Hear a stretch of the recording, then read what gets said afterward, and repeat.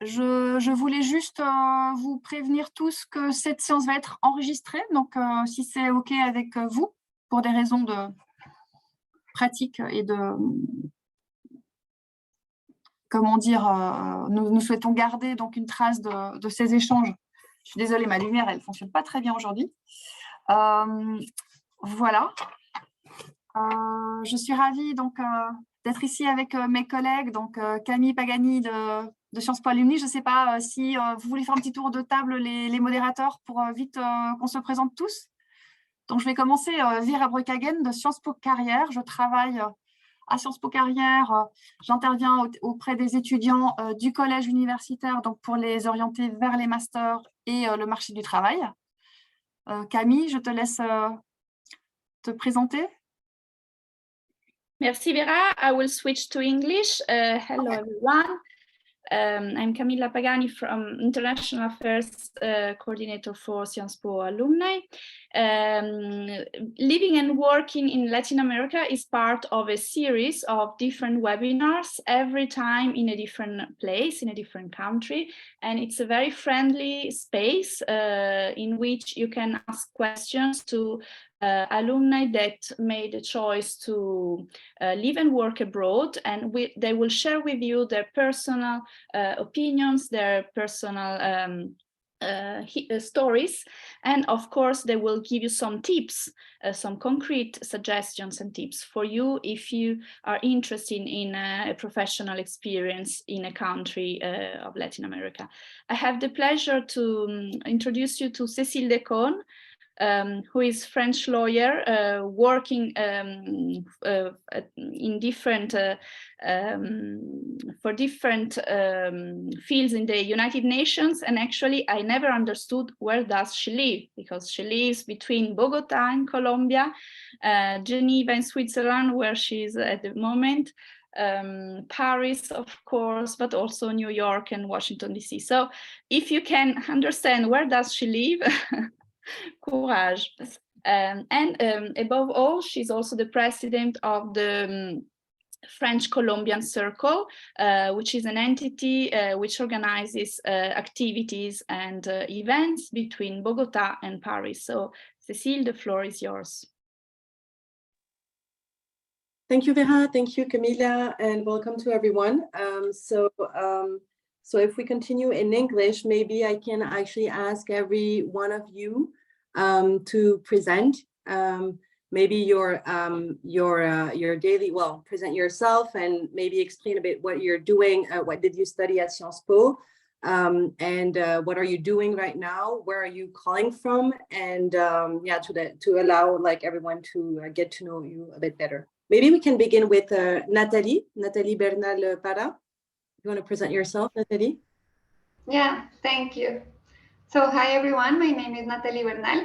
I am Colombian.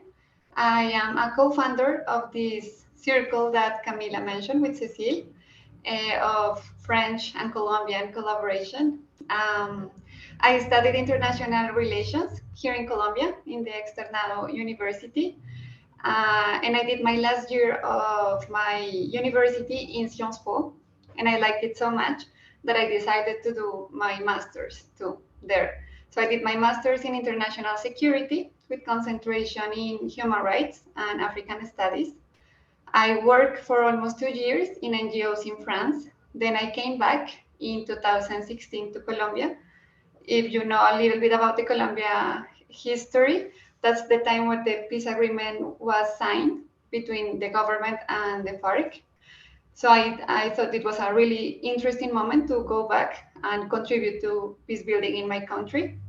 And now I work for the Swedish International Development Cooperation Agency, SIDA, or ASDI in French or in Spanish, in projects in Latin America regarding human rights and the environment and migration issues. So very nice to meet you all.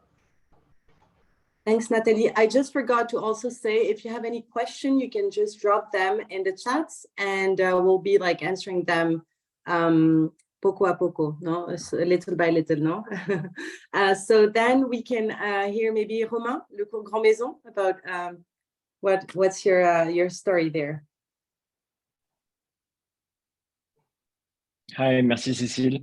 Hi everybody. I studied the master's degree at Sciences Po in international security back then, and I graduated in 2011. And I started working after that at UNODC for the Mexico and Caribbean office based in Mexico City.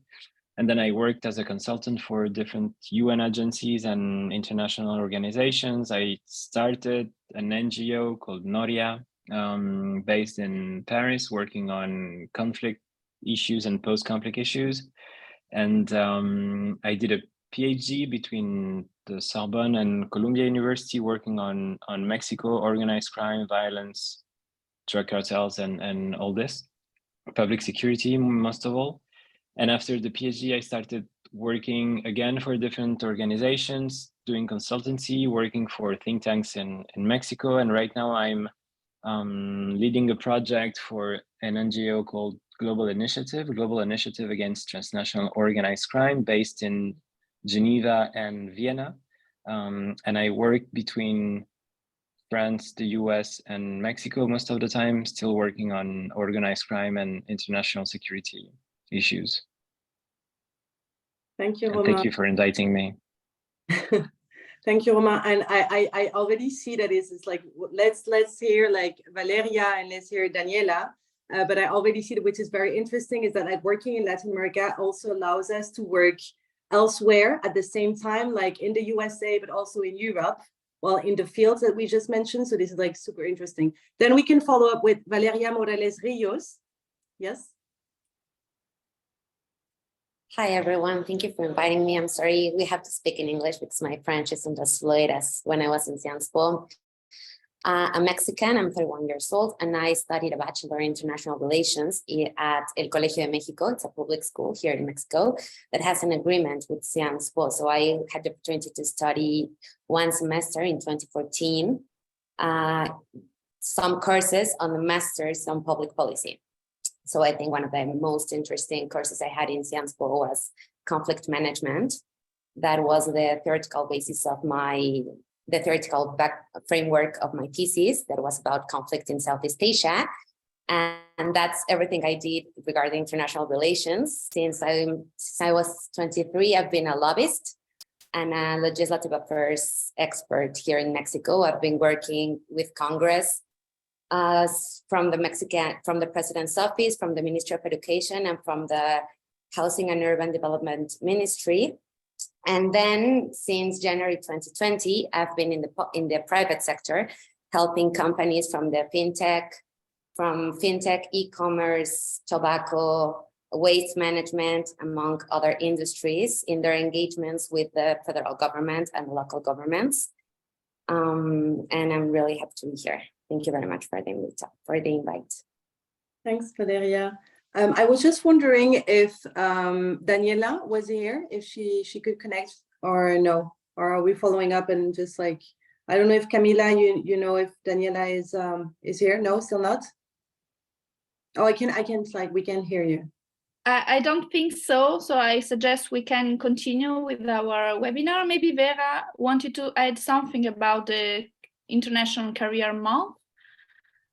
I'm not going to take up much time, but I will, if you allow me, quickly introduce a few things that might be useful in your search of a job, an internship, or what have you in Latin America. So let me quickly go through what we at Sciences Po Carrières have to offer.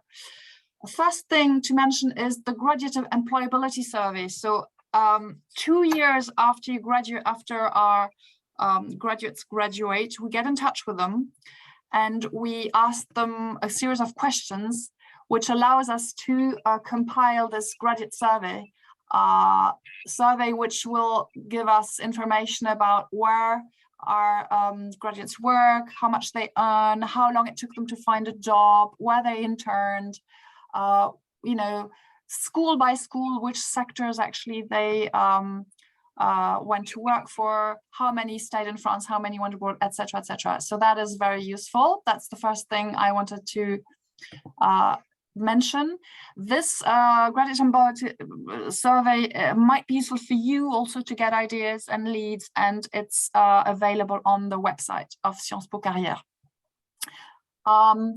Just a quick look at the main internship employers over the last 2 years. So as you can see from this list and this one, if you have a quick look, Mexico, Alliance Française, Fundaciones, it's foundations, it's basically, this is Colombia, oh, sorry, Colombia, little mistake there, Chile. As you can see, it's mainly international organizations, it's the education sector, it's NGOs, social impact, public administration, the public sector in general, but also the private sector, right? I'm talking about internships. To boost your search, don't hesitate to browse the internships that are actually listed on our local job board. I have a little screenshot here of the job board. You know, we're in a good place to find out about all that Sciences Po alumni have to offer, which is just great, on LinkedIn and outside. I was also going to mention to you a place called Going Global, which is, you can connect to Going Global via Sciences Po Carrières. If you connect to Sciences Po Carrières, you will have access to it. If you go to resources and sorry, let me go to the English version of this. Resources, oh, I have to register again, sorry. Do this quickly. You log in. It's important to log in. You won't have access to these Going Global resources unless you go through the Sciences Po Careers website, because it's a paying feature. So once you're connected, you go to resources, career partners. We have a partnership with them, and you go to Going Global, you click on it, and you need to connect one more time. And it's just quite an amazing resource with lots and lots of information on all sorts of countries. If you check out the career guides here, for example, and we go to Latin America, country career guides, you can find Latin American countries, Brazil, for example. Click on it, and you will have access to lots of really interesting information on, you know,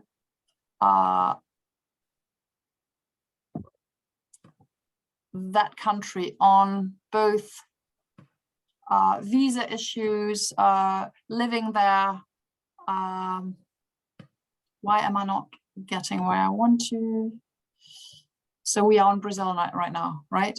Oh, that's what I'm looking for.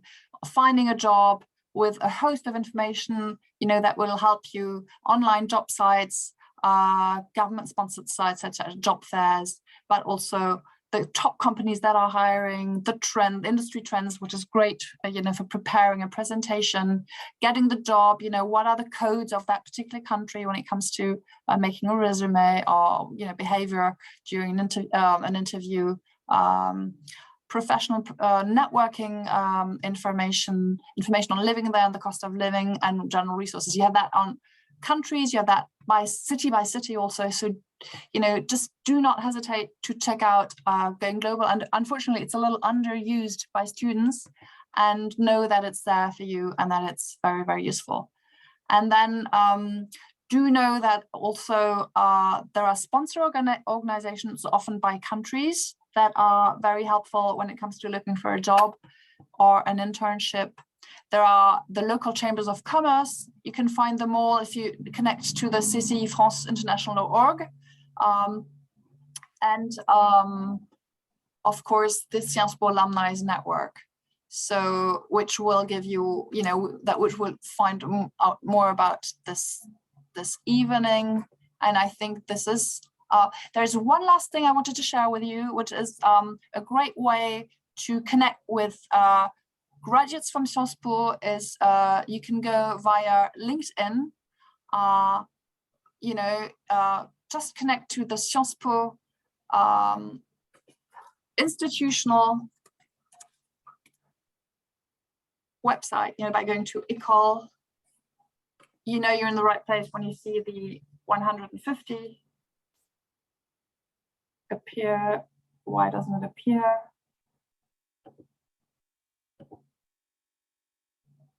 And then you, oh yeah, right? And then you go to Anciens élèves and you click on it, and you have access to 105,000 graduates. I don't know what went wrong here, but 105,000 graduates from Sciences Po are currently registered on LinkedIn, and with simple keywords you can then do sub-selections and get in touch with them. So again, a very, very cool and neat feature to get in touch with. You can also search by city. For example, you want to get in touch with somebody who's currently in Barranquilla or wherever, you can do that in a very, very easy way. So this is what I wanted to share with you today. And I also, the last thing maybe to mention is on Sciences Po Carrières, you have a site called Formalities. Before an internship, you can actually get information on visa and all the legal questions on our website here. So do not hesitate to check it out. And any questions, you can get in touch directly with one of our counselors, including me. We're there to help you. All right, I leave the floor back to Cécile. Well, if I can just add something, thank you, Vera. If you are older than 2 years of graduation, you can, of course, follow all opportunities with Going Global also on the Sciences Po Alumni website. I will put the precise link on the website, because Sciences Po Carrières is only for students and for the 2 first years after the graduation, and then you have all opportunities to find advice and for career on Sciences Po Alumni website. So I will also write down in the chat the link. Sorry, Cécile, for having interrupted. It's so interesting, seriously. Like the Going Global is like very detailed and has all the information. I think what is also like what I and I will ask that to the other participants, but like when you also move into a new country in Latin America or elsewhere, it is, even if sometimes you have all the information online, it is sometimes like very different to hear them from someone or that can actually guide you through all the steps. So I would say like both of the information is always like very useful. We can follow up on the second round. Even I didn't like, well, you presented me, Camila, no, my work. I'm ending the row. I'm the first row. I'm a French lawyer. I'm based in Paris, and I'm advising from afar before the international community as a counterpart to the peace deal Natalie referred to. And Colombia is one of the most advanced transitional justice system that was ever designed, and since 2016. And from FARC, as the latest, the oldest guerrilla, one of the oldest guerrilla worldwide, has signed a peace deal committed to actually repair the victims and reintegrate socially and economically. So they have the right to be represented before the international community, investing about $1 billion every year to implement the peace deal. This is what I'm doing, and I studied the amazing law master degree at Sciences Po, the Horatia Global Governance Studies law master with Christophe Jamin, and it was amazing. It was like transversal public and private international law, arbitration, but also transversal legal tools. So that was one of the best for me, was the best prep to do what I'm doing right now as independent. So maybe we can actually go to the second question I have for you, that would be about your work.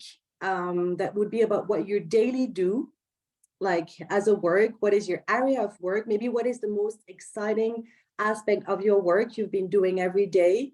And how is your work-life balance going? And is also Spanish very required to work with or in Latin America? So maybe Nathalie, I don't know if you heard my very long question, but do you want to start, or maybe someone else? Would you like to start, like Romain or Valeria? As you prefer. I can start if you want. Well, so I work in international development cooperation. That is, I work as a program officer for the regional strategy of Sweden in Latin America. So my work consists of monitoring and follow up all the projects that we have in the region that have a regional scope. So my projects can go from Mexico to Argentina. So they must be multi-country projects, and they have like three main areas of, they're in three main areas: human rights, environment, and migration. And the work-life balance, well, I work now for Swedish people that are known after the French for good rights, the respect of labor rights. So I'm really happy for that. So at 5 p.m. we finish. It's really, you know, that vacations are long. It's not the thing that we have here in Colombia. Vacations are really short here. So I'm really happy for that. So I think the work is, the Colombian culture might be, I don't know, that depends really on the area of work. United Nations or the government tend to work longer hours here in Colombia. There are other organizations that respect the time. That depends. It really varies, but we can talk about that more. And you also mentioned Spanish. I think that it's key to learn Spanish to come to Latin America. You can work in some places with English, even in French, Italian. We have a lot of cooperation here in Bogota. But I think, like, for the daily life and for work in general, it's important to learn Spanish. Thank you so much, Nathalie. Very interesting. Don't worry, don't hesitate. If you have any questions, you can just drop them on the chat for Nathalie. Or also you can actually, if you want to know more about what she does and maybe like get in touch with her, you can also ask Camila, who's in touch with all of us, so that you can actually get a chance to have our emails or WhatsApp. We'll know. Maybe Romain, do you want me to repeat the question, or are you ready to answer? No, I think it's all right. Thanks, Cecile. Well, I'd say my profile might be a bit more consultant and kind of freelance. So it's been an issue of basically like going from one job to another, one contract to another, and one country to another, kind of. So it's been a journey, probably like living in Mexico for a very long time, then coming back to France, being in the US quite a lot, going from academia to private sector, NGO, foundation, like all these kind of travels and trips. I think it's part of the richness we have and the profiles, and the fact that we have been living in so many countries and doing so many different stuff. I say the work-life balance is much less interesting than what Nathalie was just mentioning. I guess it's something that we kind of struggle, I guess. Especially when you do consultancy and you work for different projects at the same time, and you work for different organizations and working cultures. I wouldn't say and no offense to the Mexicans here, but I wouldn't say the Mexican working culture and balance is the best. I mean, it's not Sweden for sure, and it's far from France as well. But I guess it's also part of what you get when you start working abroad and when you keep on moving and coming and going. So I guess it's it's slowly improving, probably in terms of how I work. I'd say the pandemic has deeply transformed the way we've been doing that kind of jobs as well. I've been working from almost anywhere in the past years. Right now, I'm working for a global initiative, so it's kind of the biggest think tank working on organized crime and international security issues related. And they actually allow me to live and work from what I want. So it's been also adapting to this kind of new world. So basically doing from field work, research in Mexico in that case, writing policy reports, writing analysis, working at the UN in New York, Geneva, Vienna, like adapting to the different needs that basically the employer has for you. But I guess it's also part of the profiles we have, and the fact that we keep on working on international relations and international security issues, that you keep on moving and adapting. And I'd say it's a very fluid market, like job market in a way. Romain, I'm sorry, I had like one question for you, but also for Nathalie, just before, if she can answer after that, and for upcoming, is that what is like something very meaningful that you did in your job that actually meant something, and that like to explain, to give some kind of like, substance to this like conflict resolution area and security area you're in, like to substantiate it a bit. Like, can you think of something that was super meaningful for you to do? Well, to me, I'd say the best part was to be able to combine fieldwork and doing like very concrete research, getting on the ground for a long time, and being able to apply the fieldwork methodologies and the fieldwork knowledge and the fieldwork research that I had onto other arenas and other worlds. So basically being able to go back and forth between doing the fieldwork stuff, the political analysis, the policy analysis, the drafting, the writing, and the more advocacy and let's say more human exchange activities that we have, like again, like working at the UN, even working in Paris more and more. With Cécile, we worked last year at the Paris Peace Forum, and I like there's so many different arenas that open and develop in the past years. But I guess the best, to me at least, is being able to do both and trying to combine this kind of profiles actually. Oh, interesting. Thank you so much. So Valeria, I'm asking you like the same also question with a bit of explaining what is your work about, and maybe Nathalie, then after that, if you have something meaningful to share us about your daily work, that would be great. It seems like a very deep daily work that you have. So Valeria, can you hear us? Like, yes, thank you very much. And since I believe I'm the only Mexican in the call, I'm going to focus on Mexico City and live here. First, I want to talk to you about, if you're thinking about coming to Mexico City, you should probably know it's crowded. Mexico, it's a country with 120 million people, and just in Mexico City, we're 9 million. And if you count like the surrounding areas of the capital, you're talking about 18 million people who either live or work or live and work in Mexico City. So it's pretty crowded. I would also like to mention something about, like, I'm not the expert in public security in the call, surely, but I believe that Mexico City is in recent years, one of the safest cities in Mexico. So I think you should also take that into account. And just to mention it, if you're thinking about coming to Mexico City, the cost of living is expensive, especially in certain boroughs like Polanco, Roma, Condesa, like all the boroughs known to be very crowded with a very high or intensive economic activity. So, but also the salaries are higher in comparison with all the other states in Mexico City. So first, I just wanted to mention that, talking about the way we live. Also, I want to mention about what Romain said regarding the labor culture, like the labor rights. I've worked in the public sector, and then I'm working in the private sector, but as a consultant. So I think it's fair enough to say that we don't have so much of a fixed schedule.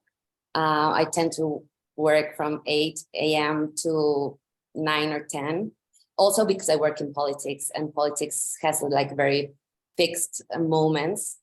I would also say that we've been doing a lot of remote work since the pandemic.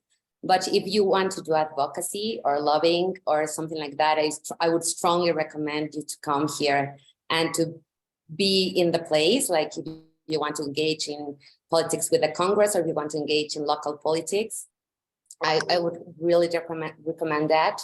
If you're not fluent in Spanish, I would say don't be discouraged. When I moved to Paris for my semester in Sciences Po, my French wasn't very good, but they're really similar languages. I mean, the French has like a strong phonetic, but if you practice, you're probably going to be understanding everything like within 2 months. So I wouldn't discourage you to come to Latin America if you don't have perfect Spanish. You'll learn really easily. I think it's easier to learn Spanish if you speak French than to learn English. So you'll be fine. And lastly, I would also like to mention about if you're a woman and or if you want to have kids, if you want to have family, if you're a man and if you want to have family, it's really difficult. We are struggling with the labor rights regarding maternity, paternity leaves, and we're moving forward, but our agenda isn't as progressive as in the European countries. So I think it's fair to say that. Interesting. Thank you very much. Thank you, Valeria. Very interesting intervention. I don't know if Natalie, you had like something to add about a little tiny, very meaningful thing that you were doing every day on your daily life before I'm. No. Yeah. Well, I work from Bogota. I'm in the Swedish embassy, but I'm based in Bogota. And I was thinking the same that Roman explained. I think one of the greatest things, I think Latin America is like a political science lab. You find here everything: conflict, peace building, political issues, private sector engagement, private sector collaboration. So it's a really interesting area. And if you're in Sciences Po, you like these kind of things. I think that one of the projects that I like the most is with a think tank that I work with, that they do these difficult dialogues. They put in the table people from opposite positions, and they then present like some key issues to the policy makers, the decision makers, sorry. So I think this is a small seed that we are putting to help peace building here in Colombia and in the region in general, to protect indigenous rights, women's rights. So yeah, this is a really interesting area, and I also agree with Valeria. I don't think you have to have perfect Spanish. You only need to really willing to learn, and here it's really easy because no one speaks another language, so you will practice every day of your life. So you will get better really fast. You're right. I speak Spanish actually when I moved to Bogota. So, and I learned it like in like a few months. So you're completely right. It was, well, from French, it was like it was quite easy, even if I'm still like making some huge mistakes in Spanish. And maybe like we can finish, if you want, with a last round of questions. It would be like any recommendations or any advice you would give. So Valeria already like shared us some advice, but like if you have any recommendations to those listening, knowing that the public is here made of students, but also of many alumni, maybe working alumni connected from France or from Latin America, and maybe like planning to move to Latin America or maybe work in between these two regions. And maybe not France, but like Europe and Latin America. So if you have any advice, like you can, Natalie, for example, if you have any recommendations or advice, or yeah, to share. Thank you, Cecile. Yes, first, I really want to say that you will love this region. I'm a little bit biased because I'm from here, but I really like Latin America, and Cecile and Roman may confirm that people are really warm, are really kind. And as I said, we are a political science lab. So if you are in Sciences Po, you will find subjects that you will love to work to be working on. I think that, yeah, maybe recommendations first. Spanish, just to prepare. I have thought about that. As I mentioned, I work in the Swedish embassy, and I learned from my colleagues that some procedures regarding visas and permits here in Colombia are kind of tricky. So you have to consider that you will have some time in that. Of course, it's really, you will have your visa, but just to take that into account. I think that it's a region of contrast. You will find, for example, you know that this is the most unequal region in the world. So the inequalities are really visible. So maybe it can be a cultural shock. But you will have facilities that you won't have in Europe. For example, you have access to amazing fruits in Mexico or here in Colombia that you cannot have in France, and maybe some things will be harder here than in Europe or the other way. And just in terms of security in Colombia, we have a lot of things because of the peace process and everything. We have a lot of organizations. Here's a lot of UNV positions for you as young students. For France, we have a lot of works here. But yeah, maybe just in terms of security, it's not that bad as you hear in the news. But you, like in any big city, like in New York or in Paris, you have to be more careful. I think maybe that can be an advice. Thank you so much, Natalie. And I'm actually fully going in your sense. Like, I completely agree. I never thought that actually working in Bogota, so I'm partly based in Colombia, maybe like 5 to 6 months a year. And I never realized how international was Bogota.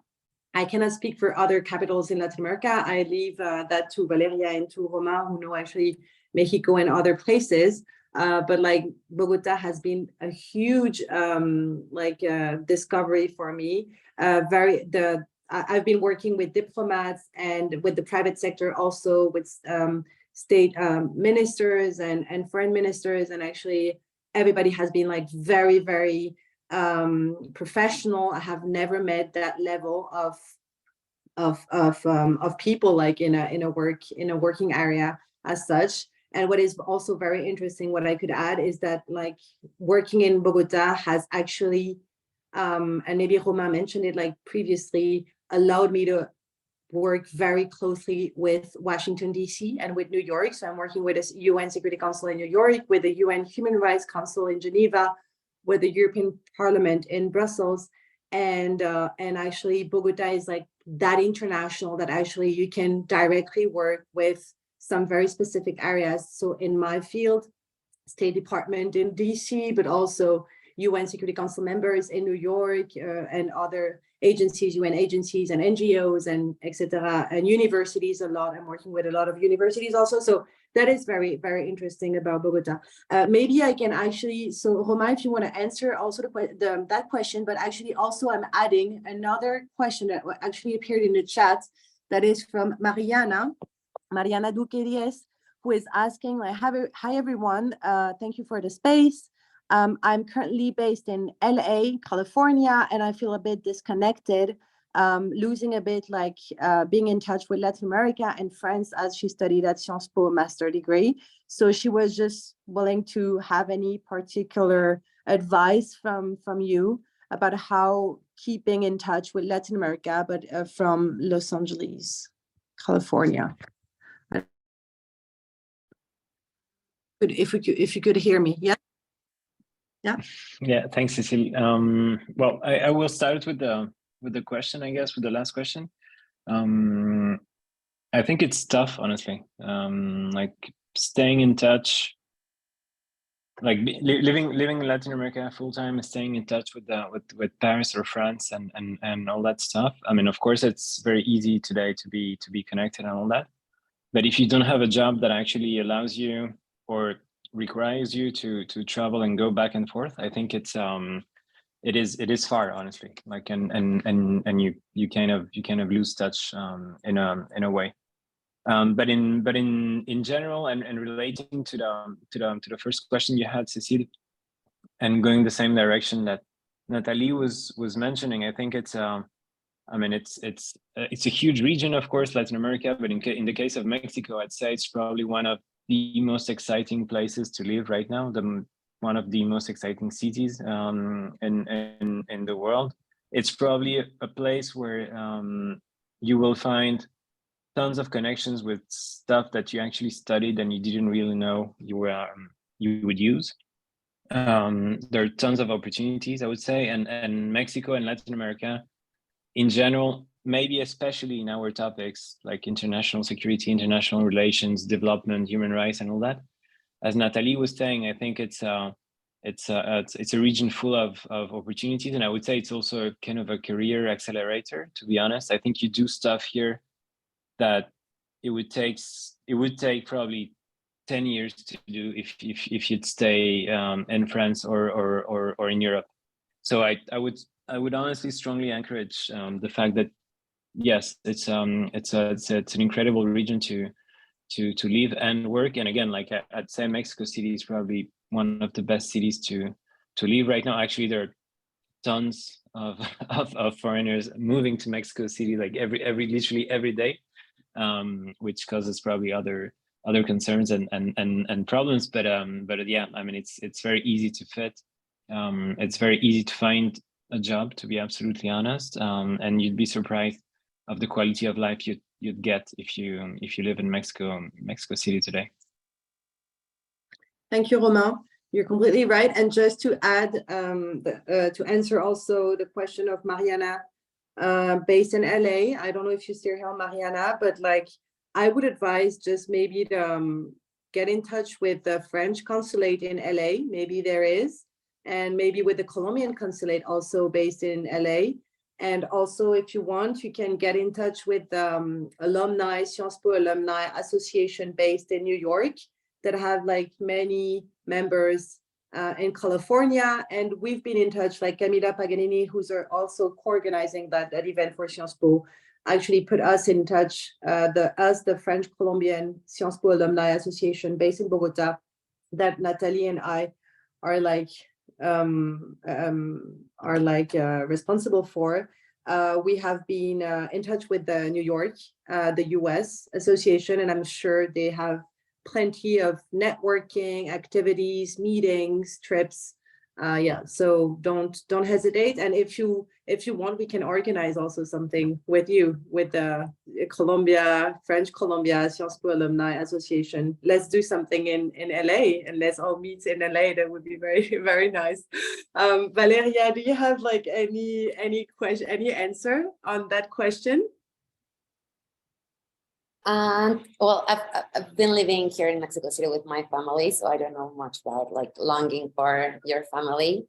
But I would just like to follow on the Romain's comment about Mexico City. So yes, we have neighborhoods here in Mexico City where you can almost feel you're living in Europe. I mean, I lived in the United Kingdom. I've lived in Paris, and there are neighborhoods here where you can find all the services, really good public transportation, restaurants, theaters, like whatever you want to do. It's a really cosmopolitan city. But I would also like to mention that Mexico as a country is really central, like capital oriented. So probably if you're wondering if you want to live in another state because you want to do some field trip work or something like that, like I should warn you, not every state here in Mexico has the same living experience, because I don't know, for example, in Mexico City, we have a really progressive agenda regarding legal abortion, regarding same-sex marriage. But if you go to some other states like Chiapas or Oaxaca, like in the south part of the country, you'll probably struggle with that.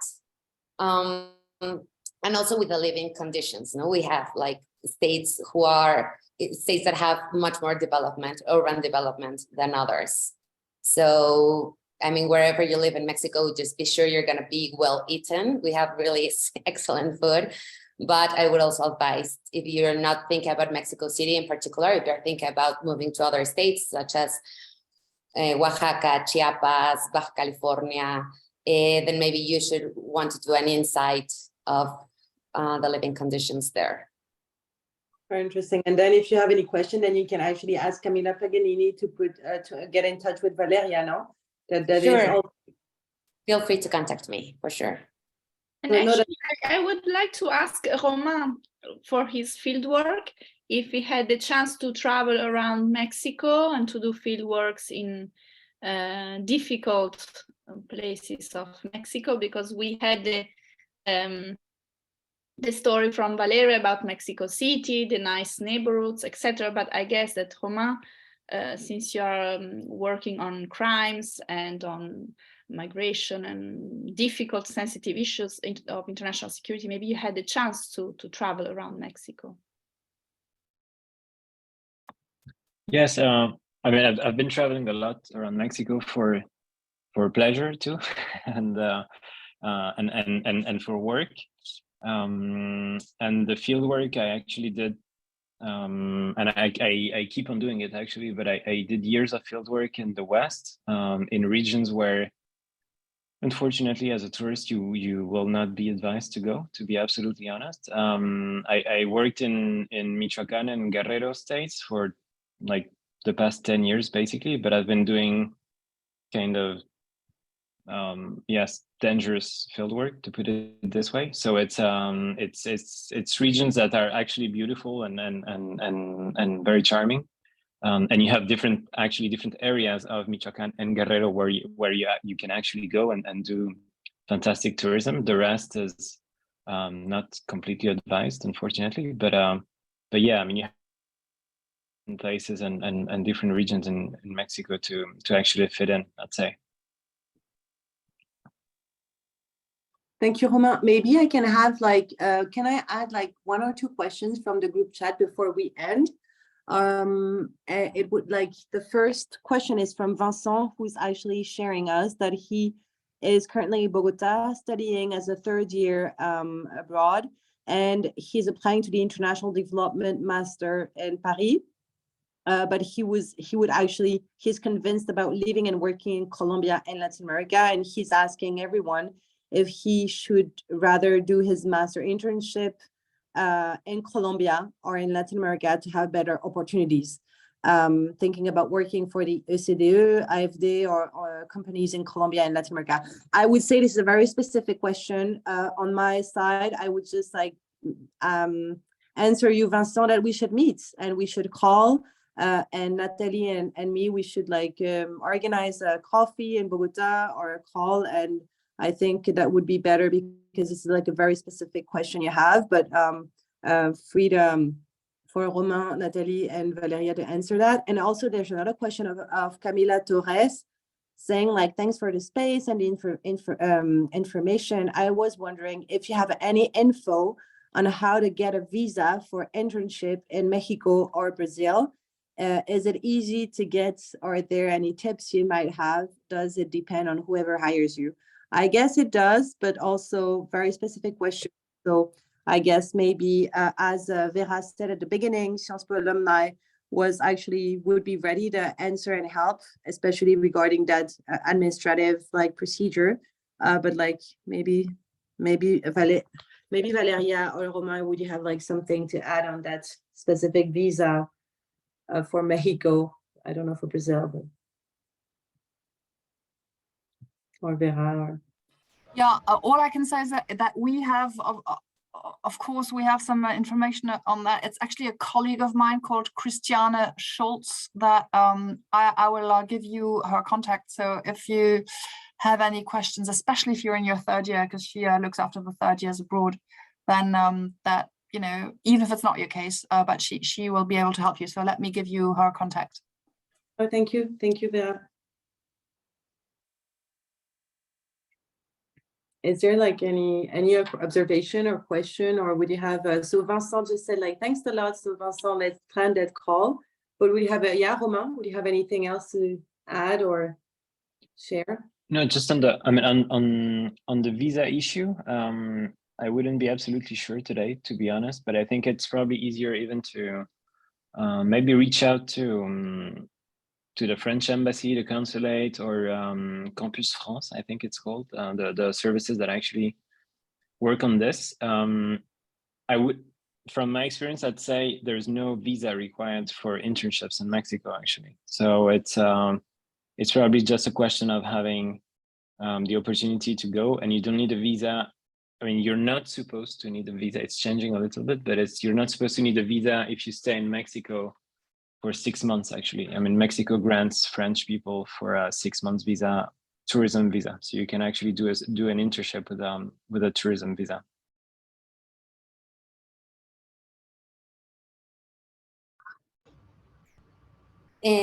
If I just want to mention something, I've never applied for a visa here in Mexico, but I'm reading a question here in the chat regarding about someone, Lola, who's studying immigration. Do you think that Mexico is the best country to work in this field? Yes, it's a really interesting country to work in this field.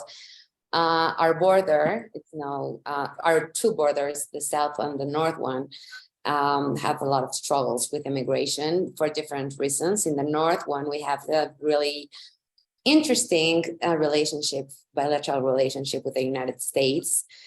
This year and the following are going to be especially stressful because both countries have presidential elections. And we know that for the Democrats, the immigration policy has always been a struggle with to gather votes. And our southern border, although is less studied than the one in the north, has a lot of problems. And I believe here Mexico has not implemented a very human rights respectful policy. So I think if you come to Mexico and you want to study immigration, you'll have like two scenarios that, although they have many things in common, they have also many things different, because in one side you have the United States and the other side you have Guatemala and Honduras, which are not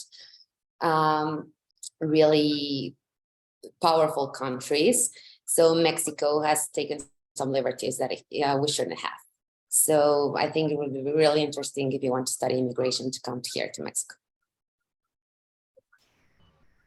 I just want to add to Vincent's question. I don't think that it's better if you do your internship here. Of course, we can talk that over a coffee.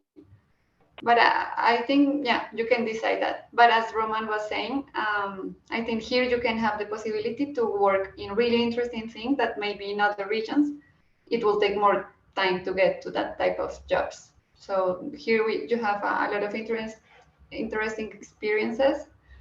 And regarding the immigration question, I think that, yeah, like in general, Latin America has this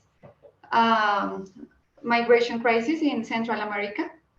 All of the migration going to the States, but you also have the migration of people from Venezuela in all South America, and this movement over the north, and that it's a pendular movement. So you have people that go back and go foreign.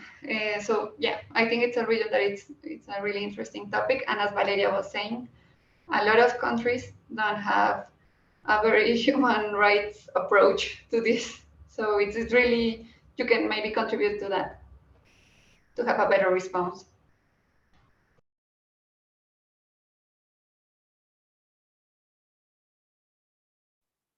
I don't know, can you hear me? I don't know if my internet is like bad or, yes? Romain, can you hear me? Yes, yes. Ah, cool. Yes. Okay. Yeah.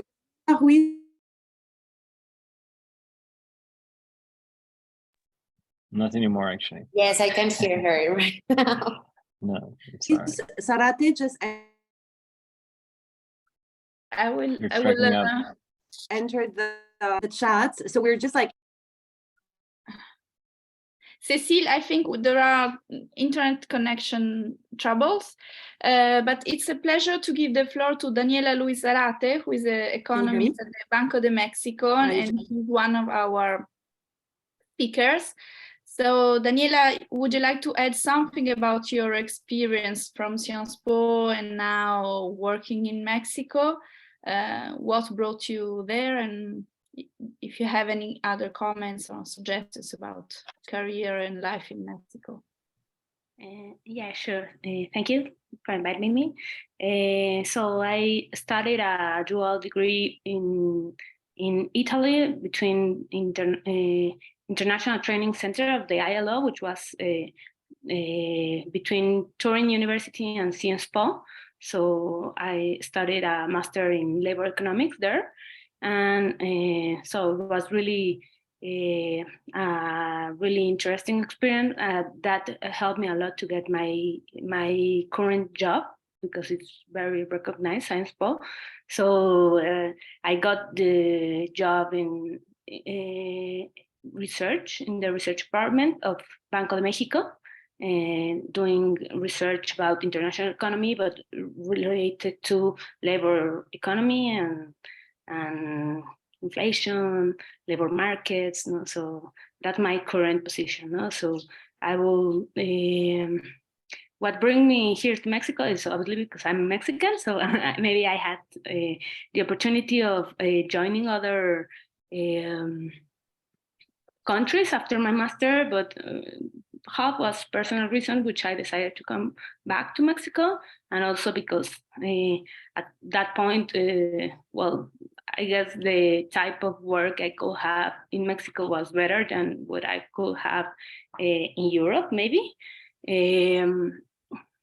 I mean, normally if you have a good education, you can have a really good job here in Mexico, no? So I guess it's in Europe, most people have really good education and a lot of master degrees, so you have more competition, I guess.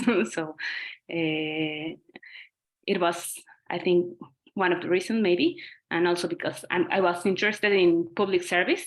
So so I'm doing that. No, I'm a public servant, and I would really recommend to, if you want to come to Mexico, I guess to learn a bit of Spanish will be a good idea. I mean, most people speak English, but I mean, I think will be better if you speak Spanish, I guess. And I'm not sure, like maybe got to some cities like Mexico City will be one of the best, I guess. Like, I mean, there are other good cities to work, but most good jobs are concentrated in the city. I don't know. You want something more to add on?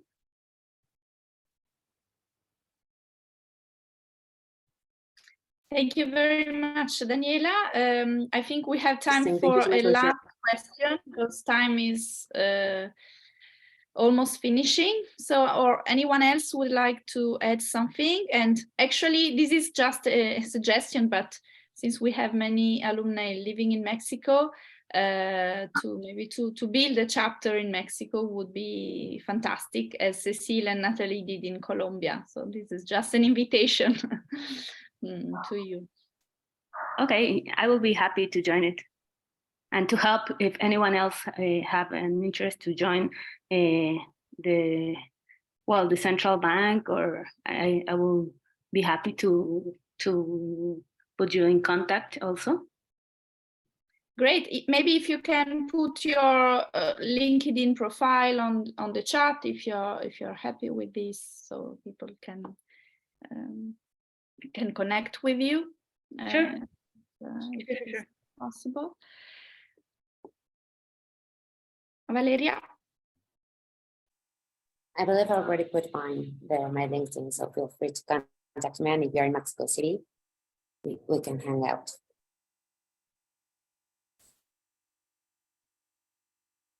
Excellent. And any activities for the Colombian circle in Bogota or Paris, since you have been very active recently? Yeah, actually I was thinking about that, to do the cuña. I don't know how to say that in English or in French, like the publicity.